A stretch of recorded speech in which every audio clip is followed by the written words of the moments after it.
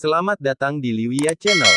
Jangan lupa dukung channel ini dengan subscribe, like, and share. Terima kasih, selamat menonton.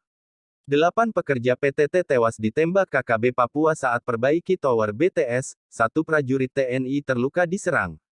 SERAMBINEWS.com, Tentara Pembebasan Nasional Organisasi Papua Merdeka yang juga disebut sebagai kelompok kriminal bersenjata mengakui menembak mati 8 warga sipil termasuk pekerja proyek infrastruktur telekomunikasi Palaparing di distrik Beoga, Kabupaten Puncak, Papua, Rabu, tanggal 2 Maret tahun 2022. 1 prajurit TNI yakni Pratu Herianto terluka tembak saat berpatroli di lokasi yang sama pada Kamis 3/3.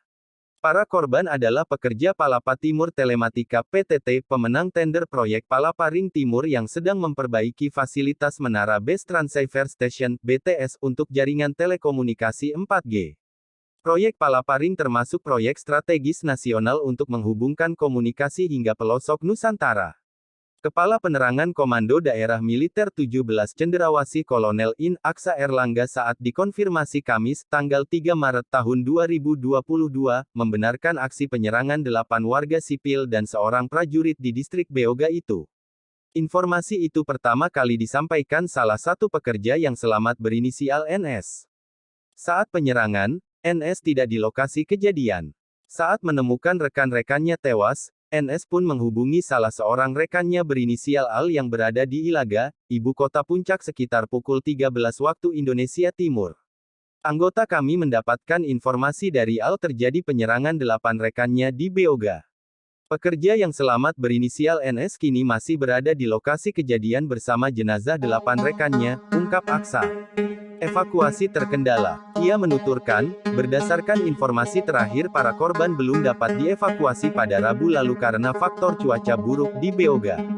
Rencananya para korban akan dievakuasi pada Kamis tanggal 3 Maret tahun 2022 ini.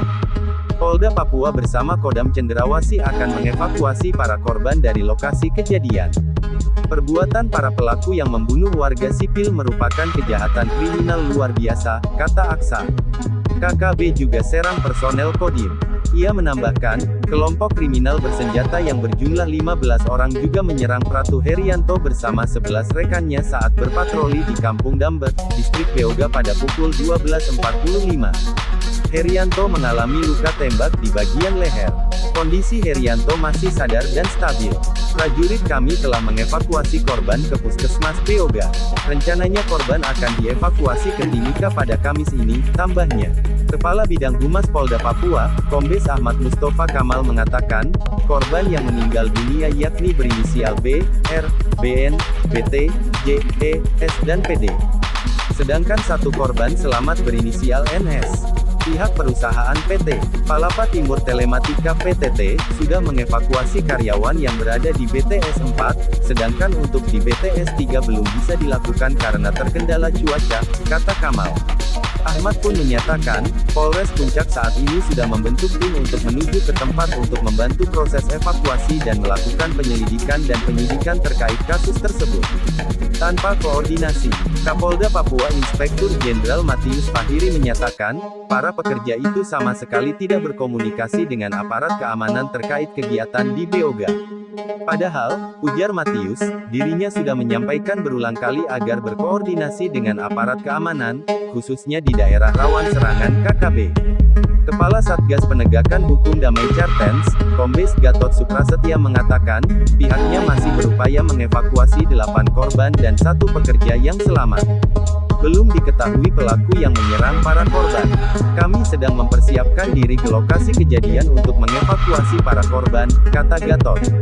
Juru bicara Tentara Pembebasan Nasional Organisasi Papua Merdeka, Sedi Sambo menyatakan, pihaknya bertanggung jawab dalam aksi penyerangan para pekerja Menara BTS di Beoga.